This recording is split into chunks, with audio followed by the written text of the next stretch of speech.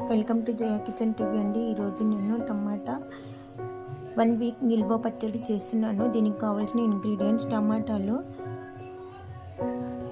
13 తీసుకున్నానండి. వీటిని ముక్కలు ఇలా చిన్న ముక్కలుగా తరిగి స్టవ్ వెలిగించి 50 గ్రామ్స్ చింతపండు కూడా ఇందులోనే వేసి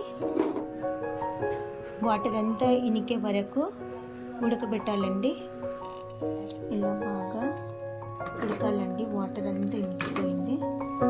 ఒక 100 గ్రాములు అల్లం వెల్లిపాయ, 100కి 2 స్పూన్ల ధనియాలు, 2 స్పూన్ల ఆవాలు, 2 స్పూన్ల జీలకర్ర, టేస్ట్కి తగినంత సాల్ట్ ఇవన్నీ వేసి వేయించాలండి. దీంట్లో కూడా వాటర్ ఉంటే పోతుంది.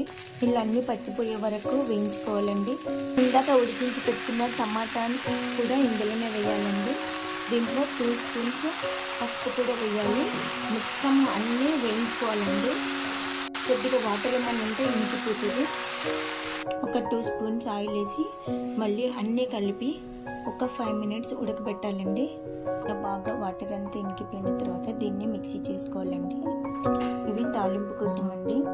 6 ఎండుమిర్చి, పోపులు స్పూను, కొద్దిగా ఎల్లిపాయలు. దీని తర్వాత స్టవ్ ఆపేసి చల్లారనివ్వాలండి. ఇలా మిక్సీ చేసి పెట్టుకున్న టమాటాలోకి ఆయిల్ మొత్తం వేయాలండి. తాలింపు చేసి పెట్టుకున్న ఆయిల్ మొత్తం వేసుకోవాలి. ఓకేనండి, టేస్టీ టమాటా నిల్వ పచ్చడి రెడీ అండి. దీంట్లో నేను కలర్ వేయలేదు. ఇది 1 వీక్ వరకు నిల్వ ఉంటుంది. Thank you for watching.